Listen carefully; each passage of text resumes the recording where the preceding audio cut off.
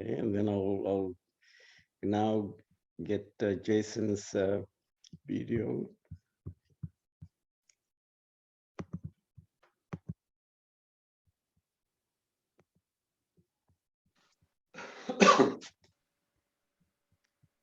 Okay, well, welcome all.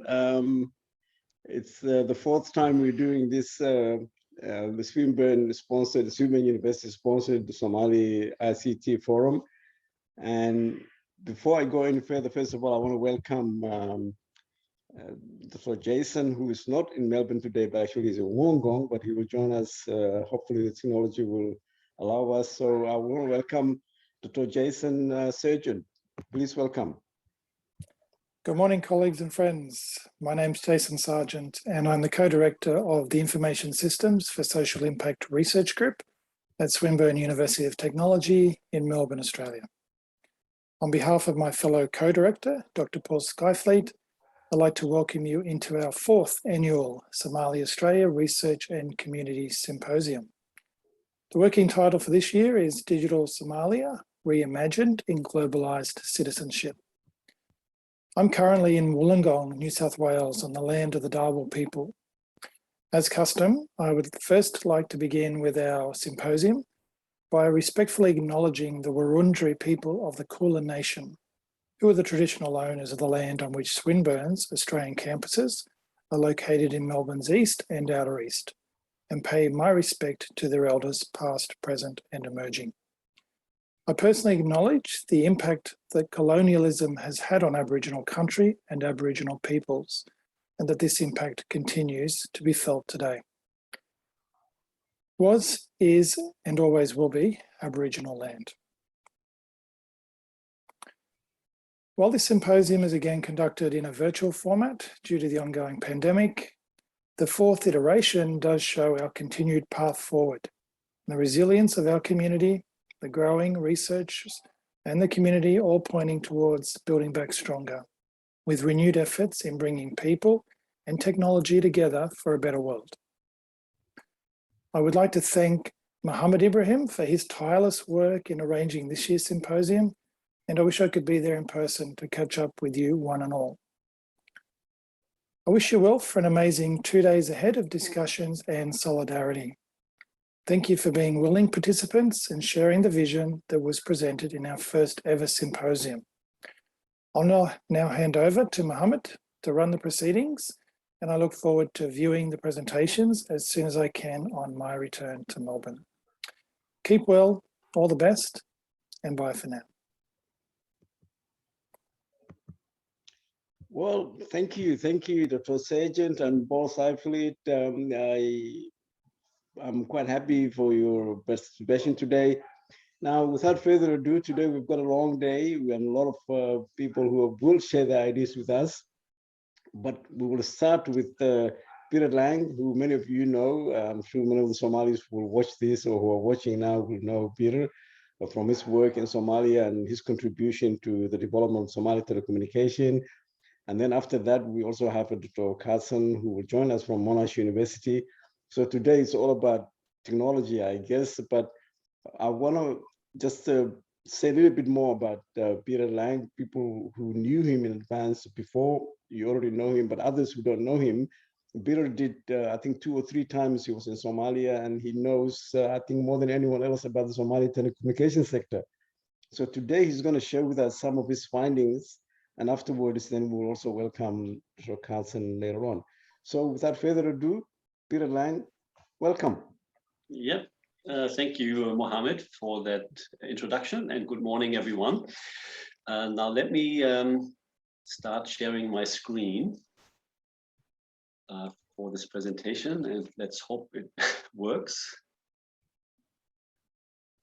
And I might just stop my video while I'm presenting, because you don't need to see my talking head while I'm sharing the screen. Can everybody see that? It's very clear. Okay, and let me go to presentation mode for full screen. Is that full screen now? Yep. Yeah, okay, perfect. Great. Yeah. So thanks again, and good morning, everyone. And yeah, I actually wasn't aware that until recently that I would be kicking it off today as kind of delivering the keynote presentation. But I think it's actually quite fitting that we'll kick it off by starting by talking about telecommunications regulation in Somalia, because telecom networks and services and their regulation are the basis for a lot of the other things that other speakers will talk about later on. There's going to be a presentation on cybersecurity, on cryptocurrency, NFTs. I think a little review of telecommunications regulation and taxation in Somalia, the past and the current status, and the outlook where it may be heading, is quite suiting to kick it off. So first slide, little history overview that I'm sure we're all familiar with, at least the first part of it there. 1991, the Barre government collapsed. 2 decades, more than 2 decades of anarchy followed in Somalia, but it didn't actually take very long until within 2 years, by 1993, there were more than 10 private telecom service providers operating in the country,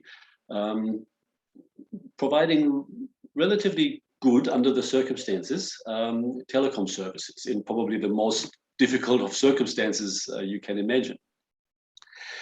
And they operated in a completely unregulated environment for many years, for more than 2 decades, until 2017. There, the next milestone, the communications law was finally passed, where Yu Mohammed played a key role in being the minister for some of that period leading up to that, and advisor to other ministers before that. So 2017, after a process that took quite a few years, the communications law was finally passed in Parliament there. And then the regulatory authority, the NCA, National Communications Authority, became operational in 2018, the following year. And yeah, well, what I want to look at today is where do we stand with that today, telecoms regulation, and what's left to be done. That will hopefully happen in the months and years to follow after the elections just now, an interesting time ahead. Let's look at some key statistics here briefly. As I said, it was quite remarkable how several operators were offering services under these difficult circumstances, competing with each other. And Somalia actually, so what we're looking at here is the mobile market penetration in East African countries, 2012 compared to 2019. The blue bars show us the 2012 levels, and you can see Somalia back then. This is kind of in the middle of that, or when things were starting to get a little bit better in Somalia, I suppose, 2012. So towards the end of that very anarchic period, Somalia was, as you can see there, with 18% mobile penetration. It was actually second lowest in the region. Second lowest only after Eritrea, which was at the bottom of the scale there, the blue bars, 2012. Somalia was second lowest after that in 2012. And then we had Ethiopia, Djibouti, and these other countries with that had achieved higher penetration rates already. But it's quite remarkable that, you know, in 2012, at the time, under the circumstances, close to 1/5 of Somalis, close to 20%, had mobile phones and were using them.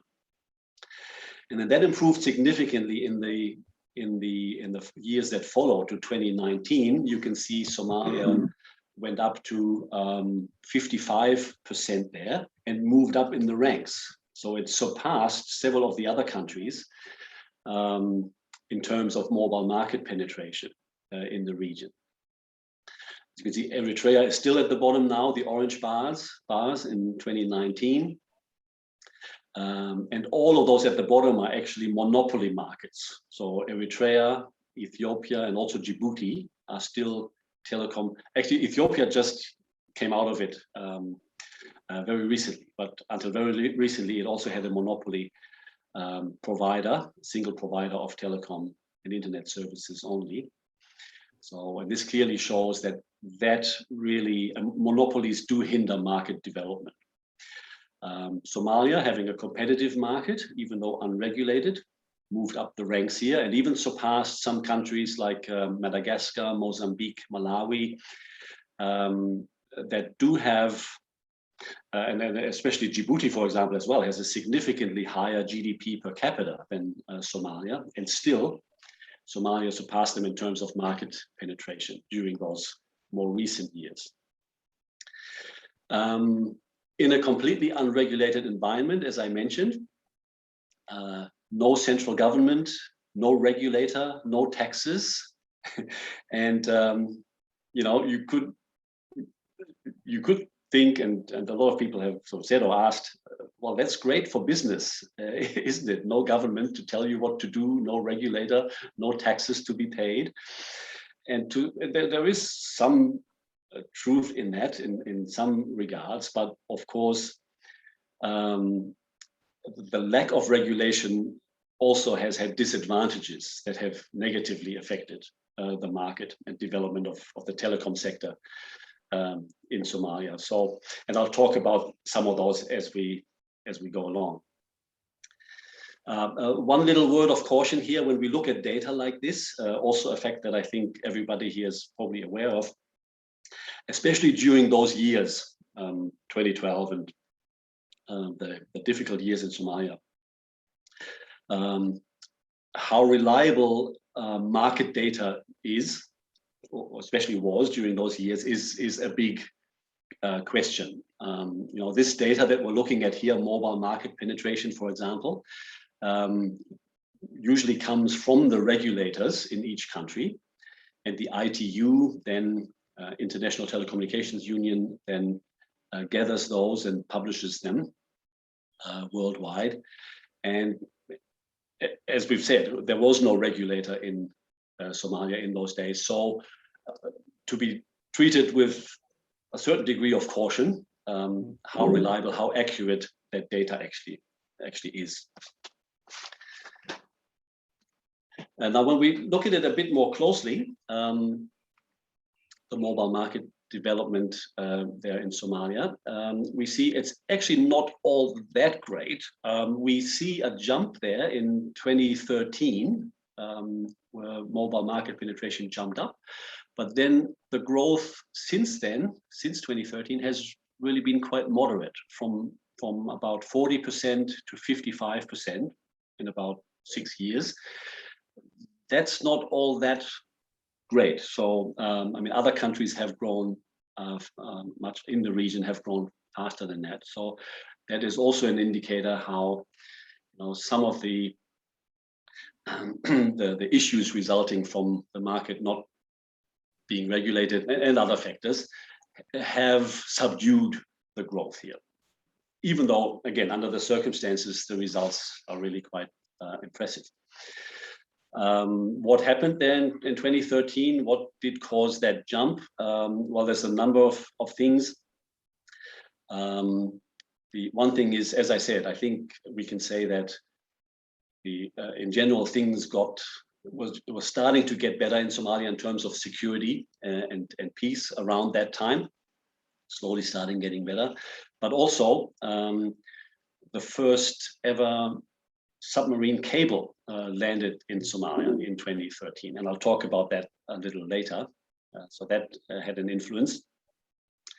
But also, again, you know, looking at this data, the jump there in 2013 some of that could also be due to the method of data collection, or the method how mobile subscribers were counted may have changed. Somebody may have realized, we should count it in a different way, or we should change the definition of an active subscriber. What actually is an active subscriber? So that can lead to jumps in data like that as well.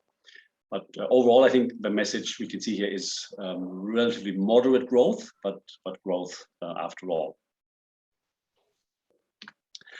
And also, especially in terms of broadband, the broadband market, very impressive curve here, especially for mobile broadband versus fixed. But if we look at the numbers, the penetration, the broadband market penetration is still very low, 4.5% of the population. Again, the question is, how exactly do you define a broadband user? How accurate is the data out of Somalia without a regulator, and still a relatively weak regulator to this day? Also, some other sources, when you compare, some sources see the mobile broadband penetration in Somalia anywhere between 2% and 10%. So there is quite a bit of variation there in what different sources see. This source here from the official ITU data, 4.5%.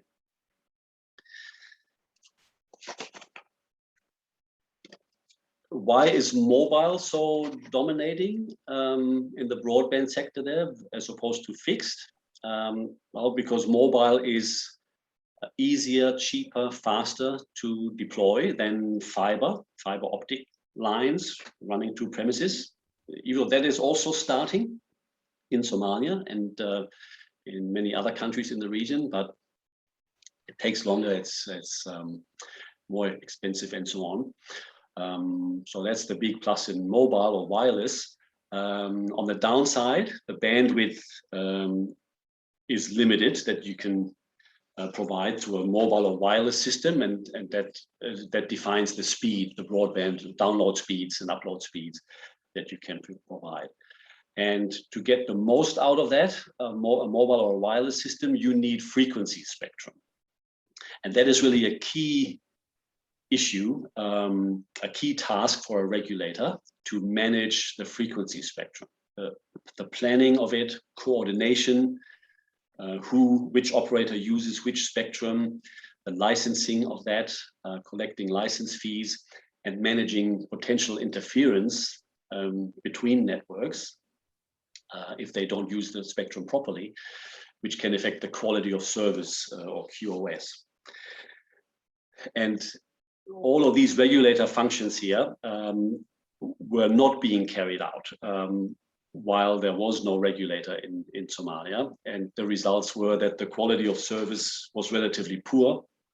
The operators were self-managing, self-coordinating their spectrum use, with the result that there was some unintended overlap, or they were using the same spectrum in some places, which then caused interference and poor quality of service and so on. And also the spectrum, I was involved in a study of that in 2013-14, and which disclosed that the spectrum also wasn't used as efficiently as it could have been without that regulatory function.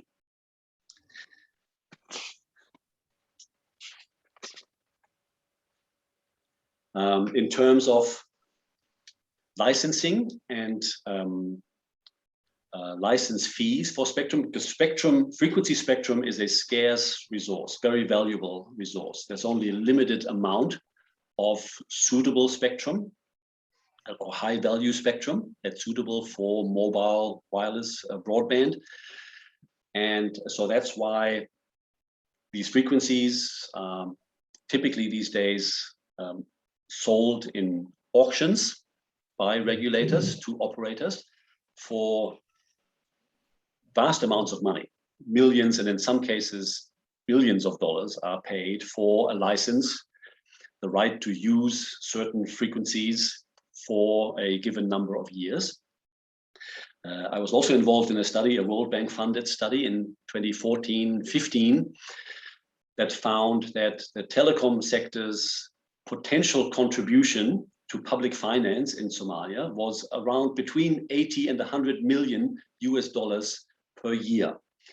And that even excluded mobile money, which was only just beginning in those days. So any licensing or fees that governments do collect on mobile money transactions was excluded from this study at the time. So this is purely, it is telecom sector specific. License fees and spectrum fees are a big part of that. And other things such as USF, which is mentioned here, Universal Service Fund. So a contribution that operators usually make to fund, to subsidize the rollout of infrastructure in rural, underserved areas, USF.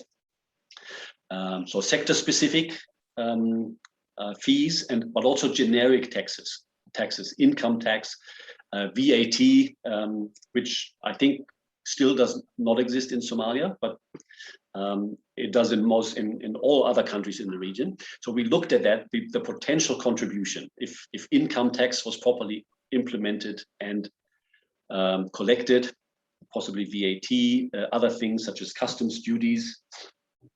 Customs duties were actually, interestingly, the only component that was being collected, even in the most difficult years by the government, because it's relatively easy to collect them. It's only a few points that you need to control as a government, the ports and the airports, where you can collect customs duties.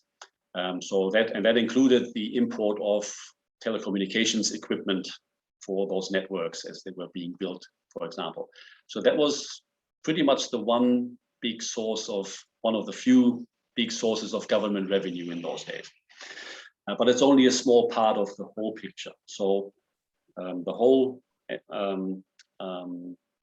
spectrum here of sector-specific fees and generic taxes, if fully implemented and collected, potential contribution of the telecom sector to public finance, around $100 million per year back then. So by now you can scale that up, adjusted for inflation.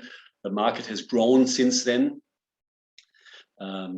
More subscribers, more spectrum is being used. So this number would be higher now. And still today, only a small fraction of this is actually being collected. I mean, there has been some progress. The regulator in Somalia has started collecting fees, but it's only a small fraction of it's nowhere near what it could potentially be. Of course, something like this has to be implemented carefully and gradually to avoid price shocks to the industry and consumers. You can't introduce all of these taxes and fees overnight to the full extent. It has to be a gradual process, and that is happening. I think we can say it's step by step. It's probably a little bit less step by step than we were hoping at the time, but Mohammed may have some figures for that, what the current status is, but to my knowledge, it's still on a relatively small fraction of this that is actually being collected, more or less on a voluntary basis. It's not firmly regulated yet. Basically, they sit down once a year, I think, and agree. Okay, we the operators, this is the amount we can afford to pay, and that's what we'll pay. And the regulation isn't really there yet, strong enough to firmly regulate it and enforce it.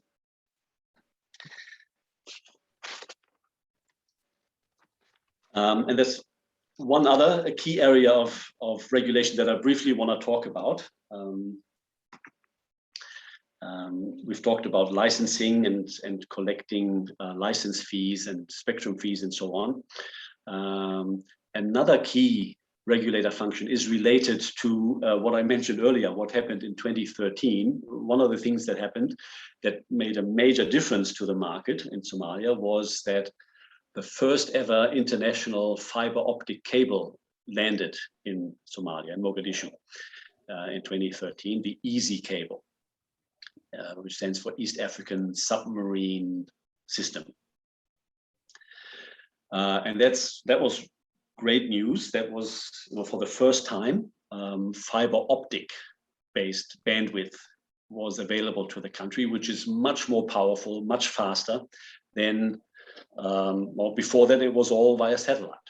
All international bandwidth came in via satellite only, and that's much more limited in terms of bandwidth and speed. So a quantum shift for the market, but it came with some issues. The problem was that this, for many years, was the only submarine cable serving Somalia. And the company operating it, Darcom, basically had a monopoly on international bandwidth. Until very recently, that changed very recently. I'll talk about that in a moment. We now finally have a second cable operating. But for many years, there was a monopoly, and the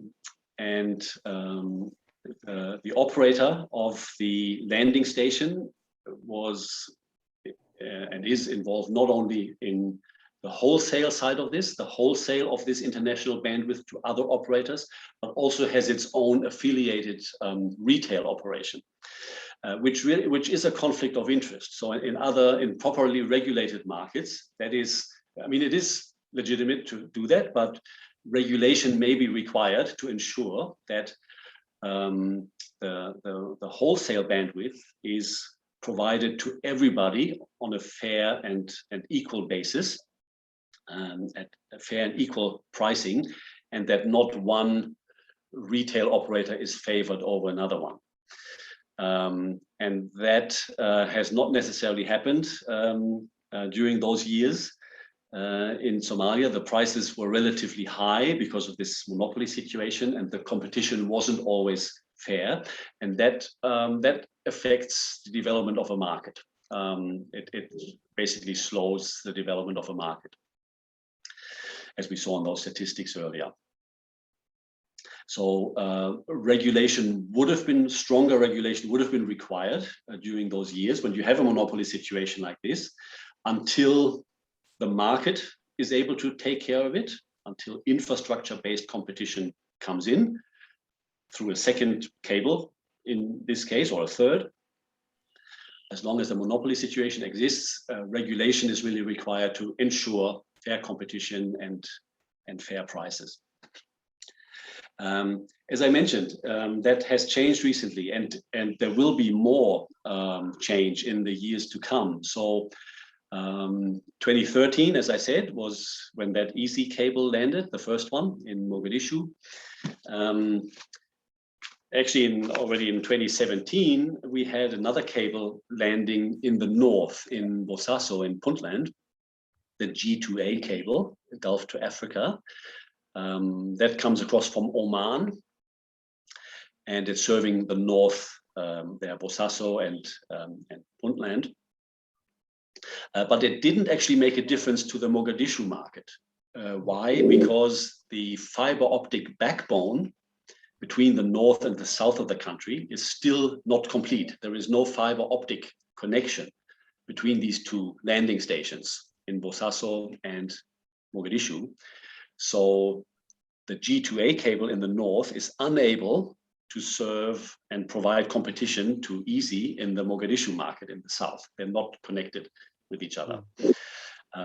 So we actually had two monopoly situations: the EASY cable exclusively serving the Mogadishu market, and the G2A cable serving the Bosaso market.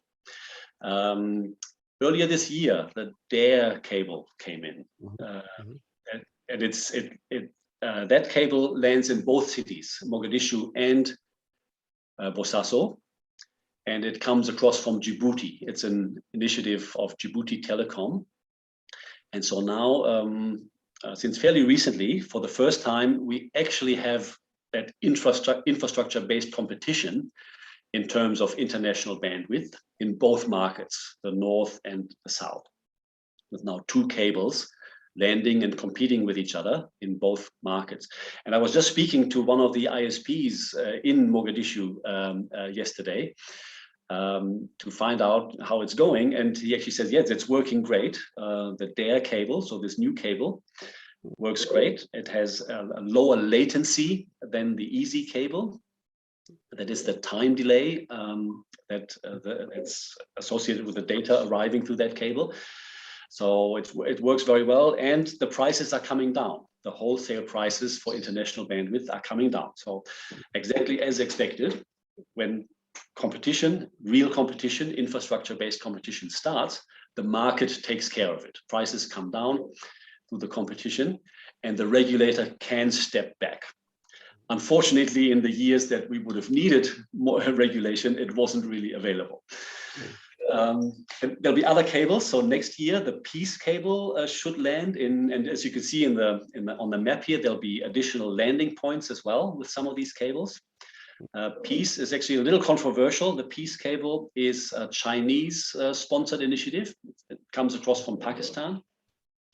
So a little bit controversial in the current geopolitical environment. A Chinese initiative. And then To Africa is a cable where the key sponsor is Facebook, actually. And it's a cable that goes all around the entire African continent with lots of landing points everywhere, east, south, west, and north. So good things on the horizon for the market. Regulator can step back in some of these aspects. To conclude my presentation, here is a more or less complete list of main key regulator tasks. I've talked about some of them in my presentation. So the collection of market data. At the beginning, I mentioned how that's critical to have reliable data of the market to be able to base decisions on it. In terms of regulation, what sort of regulation may be required to support the market development. That's been a critical point. Reliability of this data, we talked about that. We talked about licensing, in particular spectrum licensing, spectrum management, and competition and price regulation. The example of the submarine cables just then. There are other important areas of regulation.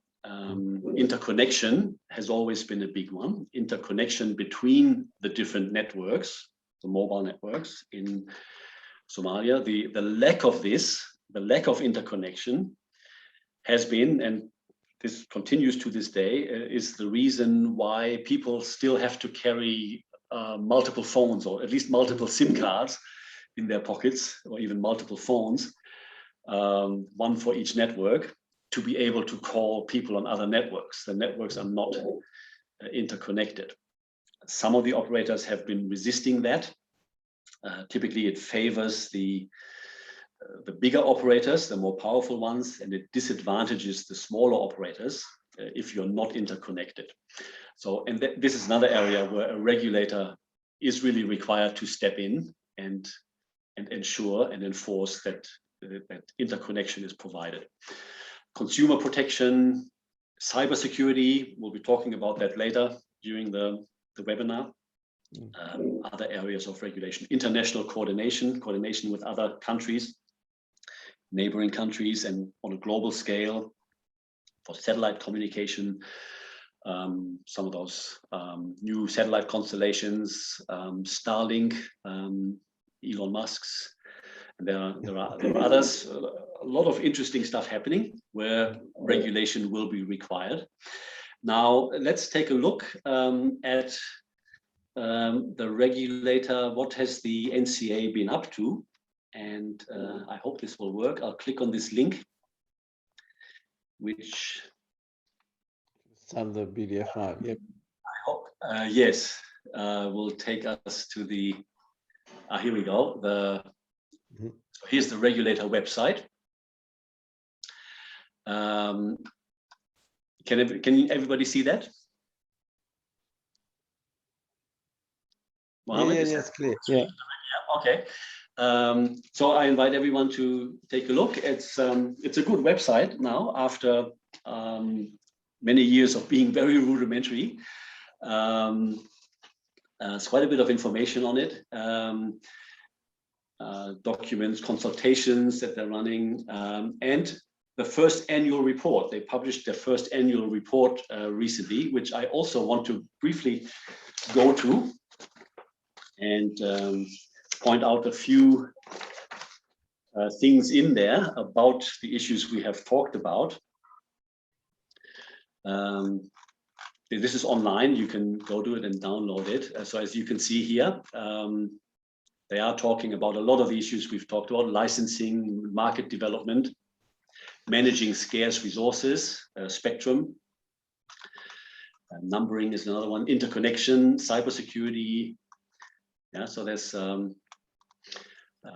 the good intention is certainly there, and also some progress is being made. So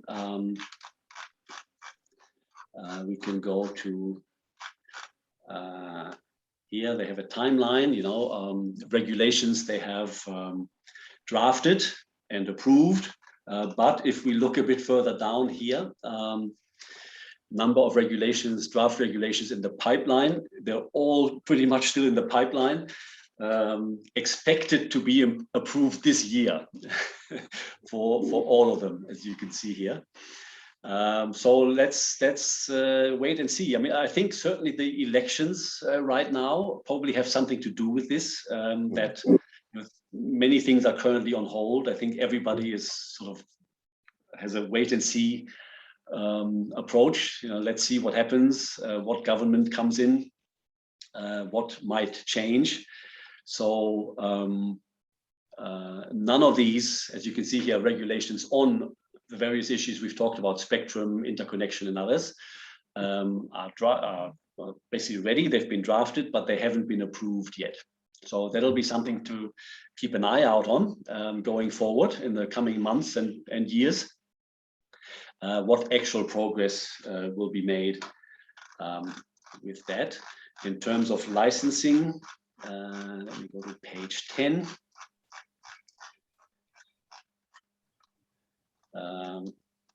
Here, interesting. So these are all the major mobile operators, Hormuz, Somtel, and so on. And it says here license dates given, even last year.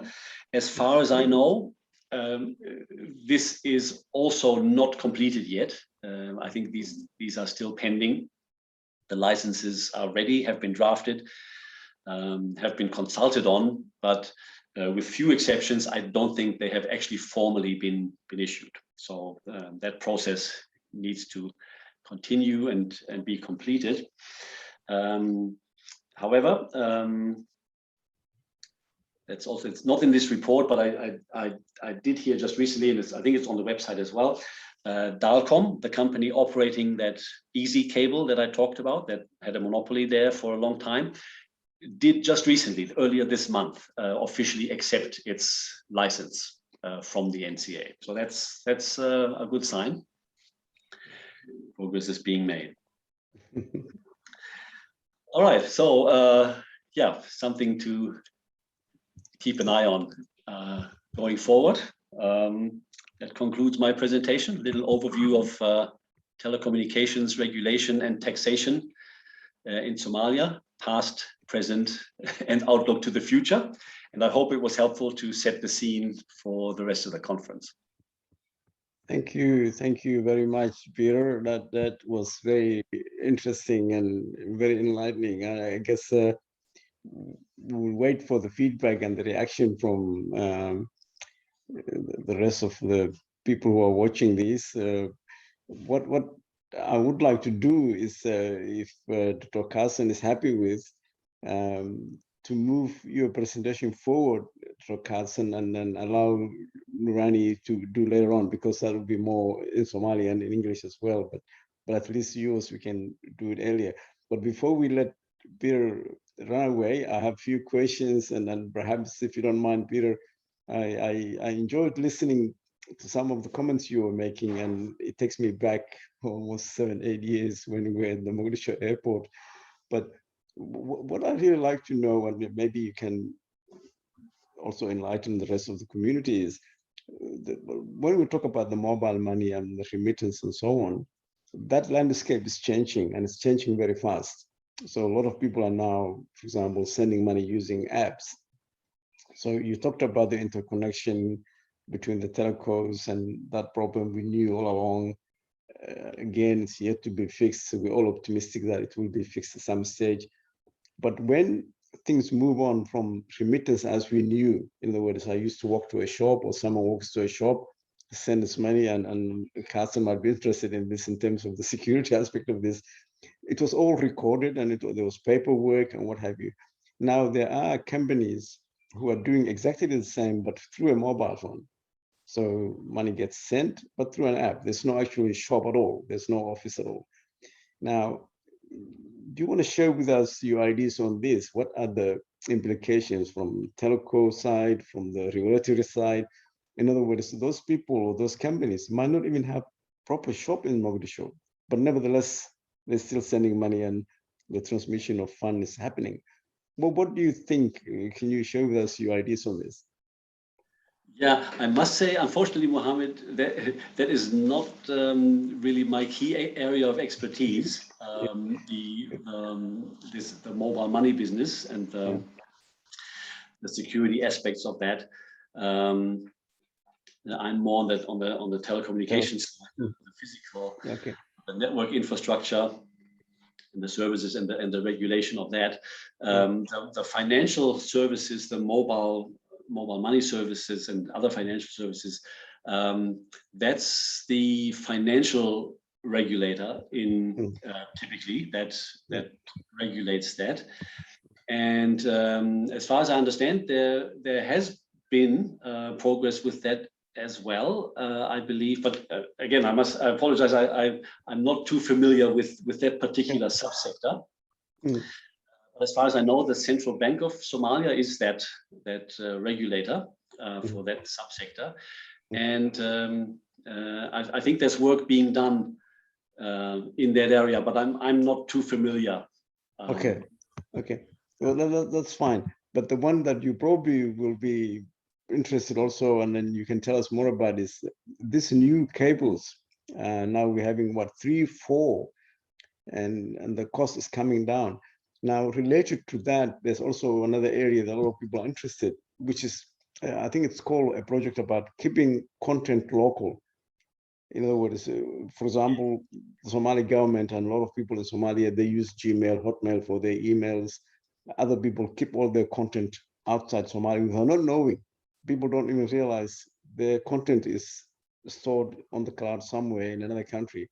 Now, will this extra cables coming to Somalia, will that help solve that problem? In other words, keeping the local content local, or that's another problem altogether? Can you talk to us about that? Yeah, that's true. That's being done on a big scale. So all the content providers, we could say, or the content providers, the social media companies, so Facebook, Google, YouTube, all of those are building vast networks of data centers distributed globally. So placing data centers and basically storage capacity in locations locally where the demand is, so according to demand. And I don't think there's very much in Somalia yet, if anything at all. So we have the cables coming in, so that's good news. Yeah, that's the pipe that brings it in. Now, once you have a lot of traffic consumption in a country, it makes sense to not bring that traffic in every time. You know, every time a a user calls up a YouTube video, you don't want to put that through the pipe every time. It makes sense to do that once, bring it into the country and store it locally. And it saves costs, it saves transmission capacity and cost on those pipes, on those cables. And you only have to distribute it locally within the country every time it's called up. So there's a commercial interest in doing that, and it improves the performance in terms of speed, delivery of the data, quality of service. And so all the big operators in that field are doing that. I was involved in a project for a private sector company that was looking at operating one of the cable landing stations in Kenya. And the big question was, to what extent is this going on in Kenya, a more vibrant, more developed, better regulated market than Somalia. Market penetration a lot higher, data consumption a lot higher.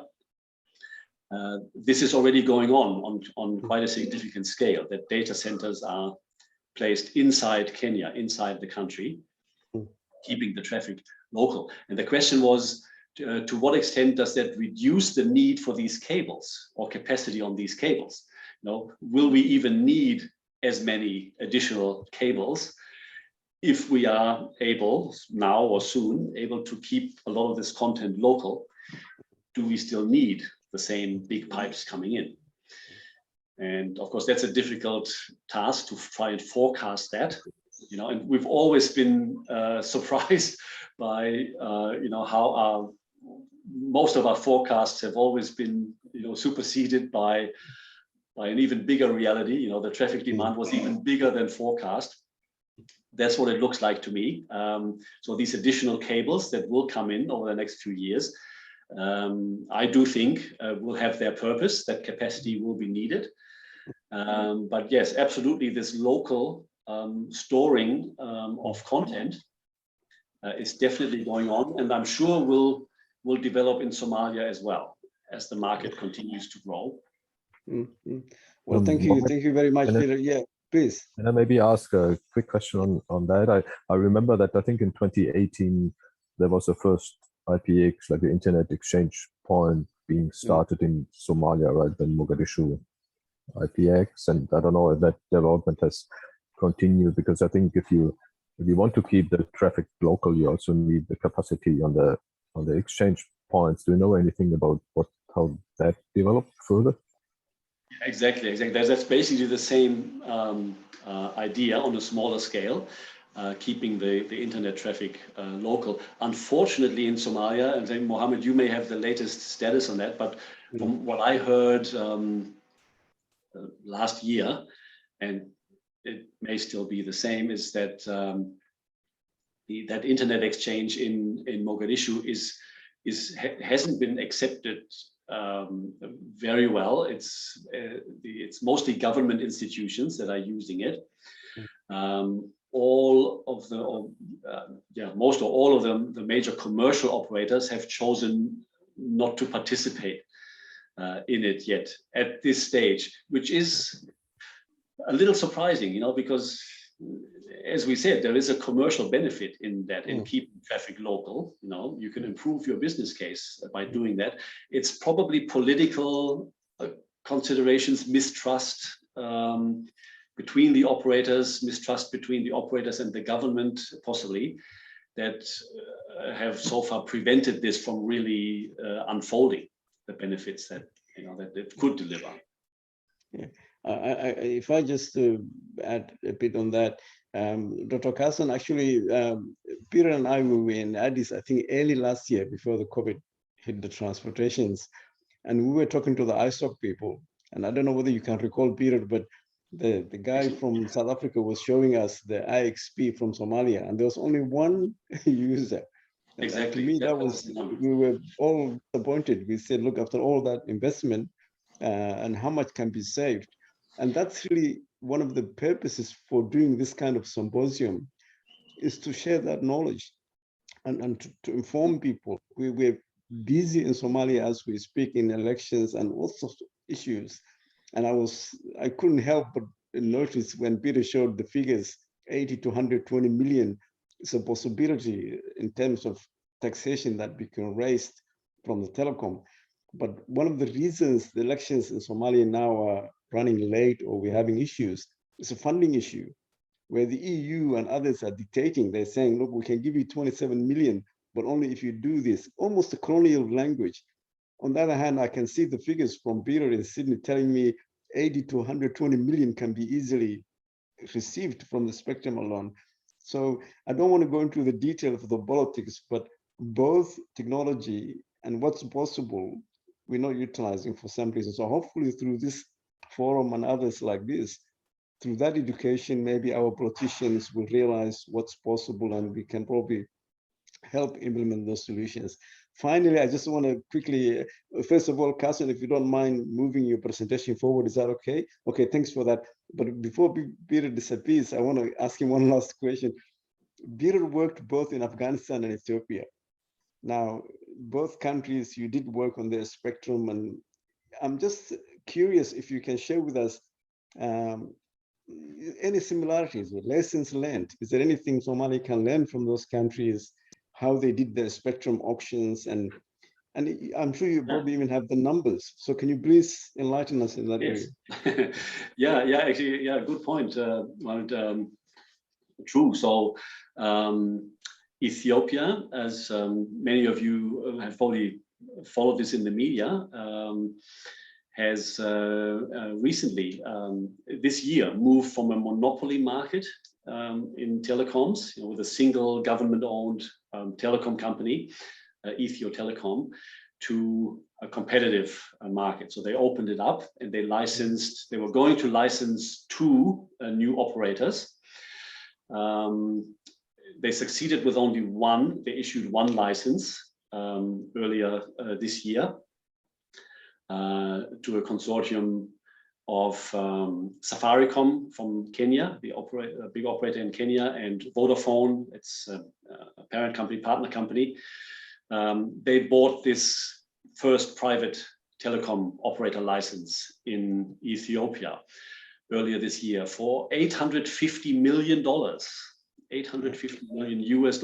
Now that, to put that in perspective, I mentioned in my presentation earlier, so a big part of these license fees, this is a one-off upfront license fee that they're paying.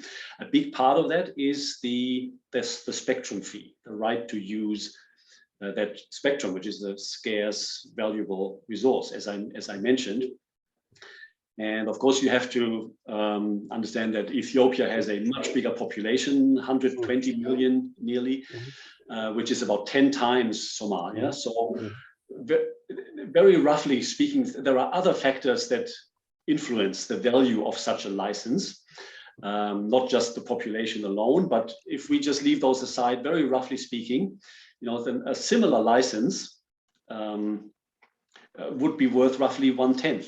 In Somalia, 1/10 of the population. As I said, there's other factors that determine the value, what spectrum is included, for how long, and other factors.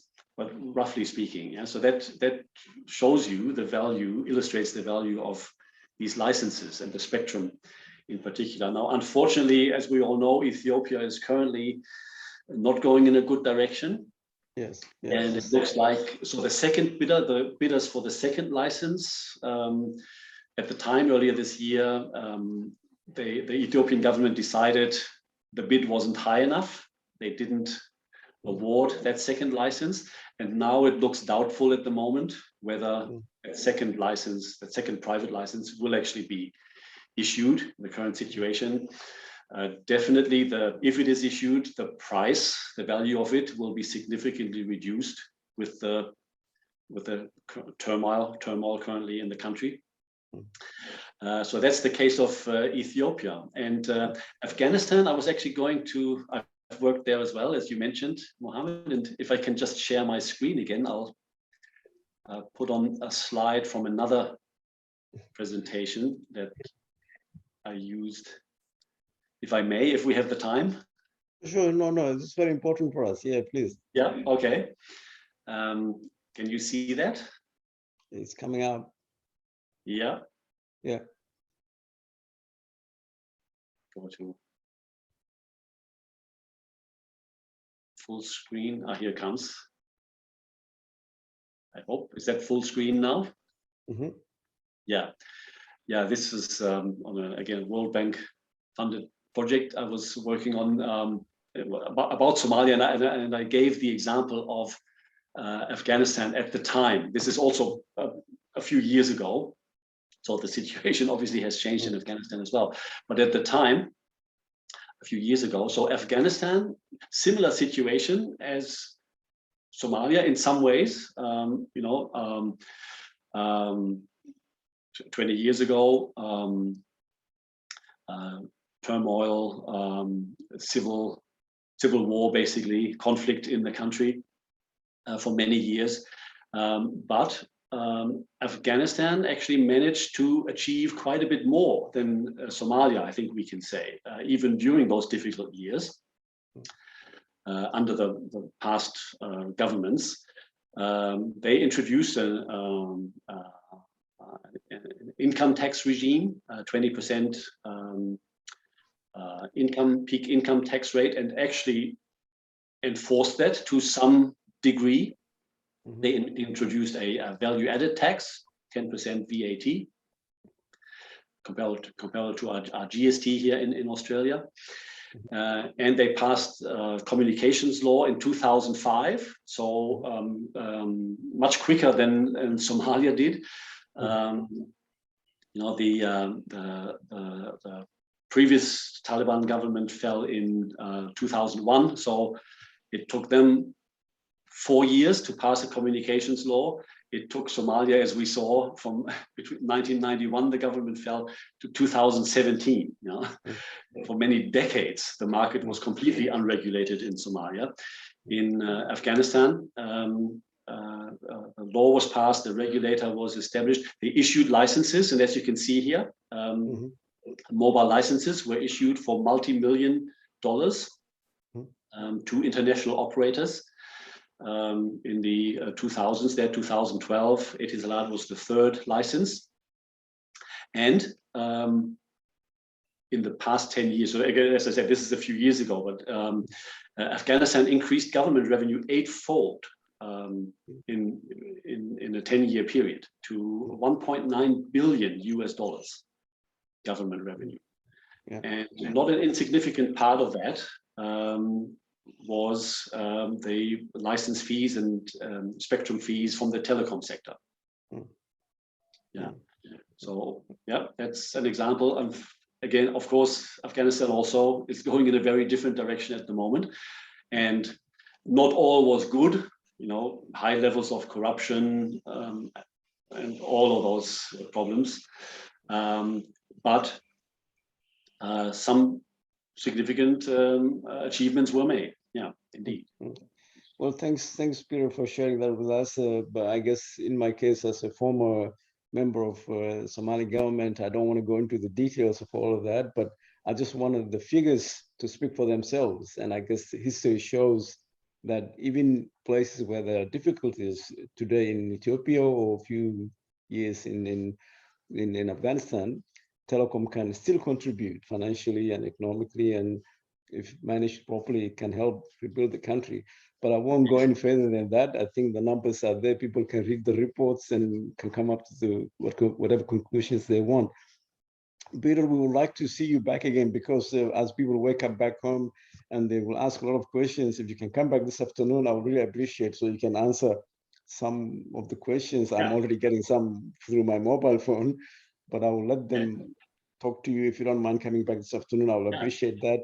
And now we'll continue to Dr. Carson from Monash University to share his ideas with us. But before we do that, I just want to stop the recording, then we'll start again, because I want to keep each one separately. And then I will say something else as well. Just bear with me 1 second.